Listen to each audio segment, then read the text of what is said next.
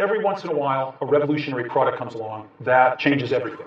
10 years ago, Apple unveiled the original iPhone, and in doing so, forever changed the way the world works. Today, smartphones are necessary, they're ubiquitous, and they're desirable. This year, we reviewed many of these much-desired phones, but perhaps the most coveted of them all is this one. Hi, I'm Michael Josh, and you're watching Gadget Match. Almost 2 months ago, Apple teased the iPhone X, and that phone is finally coming on November 3rd to the lucky few who are able to pre-order it. We got our hands on one early. This is our iPhone X unboxing and hands-on. Before we begin, we have a lot of iPhone videos coming up, so if you like iPhone videos, make sure to hit that subscribe button. While you're at it, turn on notifications. Alright, this is the iPhone X. Well, at least there's one inside the box. If you saw our iPhone 8 unboxing, contents of the iPhone X box are arranged similarly. First up, a packet that says, designed in California. And inside there are product guides and stickers. Next up, the star of the show, we have the silver iPhone X. But let's check out the rest of the contents first. Wired headphones, and on the flip side, a lightning to headphone jack adapter, a USB to lightning cable, and a power brick. While we're talking about charging, it's worth pointing out that the iPhone X supports fast charging, but you'll need to buy accessories separately. This, a 29-watt adapter, and this, a USB to lightning cable. We got those here, and we'll quickly unbox them. Here's the 29-watt adapter. And here's the cable that goes with it.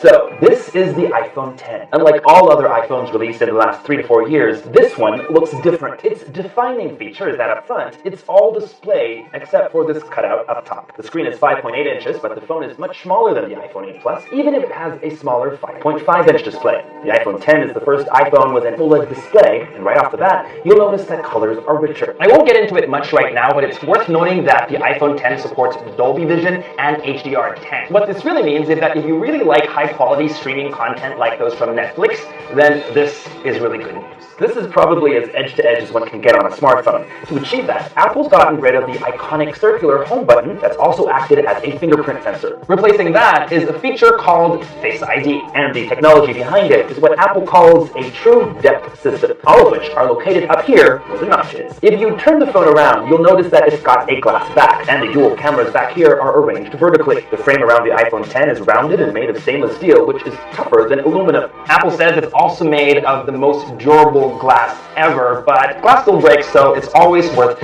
getting a case. Built-in port placements are like this: side button, and single nano SIM card tray on the right, mute switch and volume buttons on the left. Down below, microphone, a lightning port, and speaker grill. The earpiece up front also serves as a second speaker, so you get stereo speakers firing in forward and downward directions. It should be pretty obvious, but I guess it's worth pointing out to you just in case you decide to ask me in the comment section. No, the iPhone X does not have a headphone jack. No, Apple hasn't made that transition to USB-C just yet, or I don't know if it's ever going to happen, but the good news is it does ship with a pair of lightning headphones.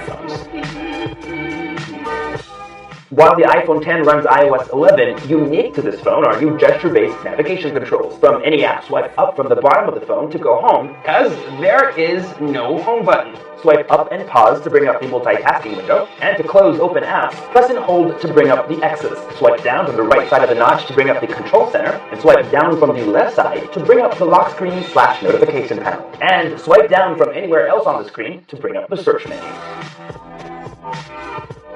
At this point, I think it's necessary to talk about the True Depth system, probably one of the most important pieces of technology on the iPhone X. And for that, we're going to need to pull up Apple's video to best explain how this works. This is what the system looks like, and here are the most important parts. Flood illuminator, IR camera, dot projector. The flood illuminator detects your face, the IR camera takes an image, and the dot projector projects tens of thousands of invisible IR dots to map out your face. I'm oversimplifying it, but that enables the iPhone X's security feature called Face ID. Let's set it up. To add a face, position your face in the circle, then move your head slowly in the circle. You have to do 2 scans.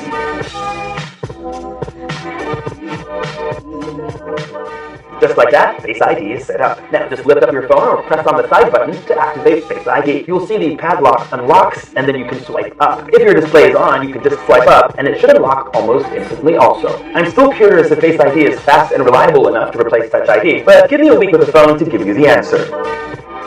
The TrueDepth system enables another cool feature, Animoji. From the messaging app, just look for the Animoji app. You can select all sorts of characters: monkey, robot, cat, dog, alien, fox, poop, pig, panda, rabbit, chicken, and unicorn. Animojis will mimic the expression on your face.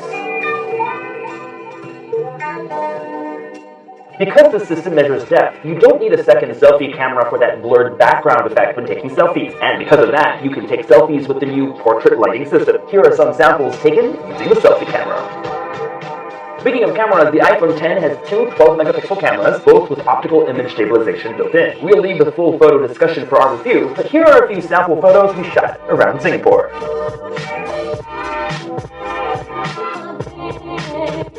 And that was our iPhone X unboxing and hands-on. Now that we have the phone, we are going to be putting it through its paces, and we'll be putting up a full review. Do let us know what you'd like us to kind of investigate by leaving us a message in the comments section below. As always, make sure to subscribe to our YouTube channel, like our Facebook page, follow Gadget Match on social media, and make GadgetMatch.com your daily habit. Until the next video, I'm Michael Josh. Thanks for dropping by.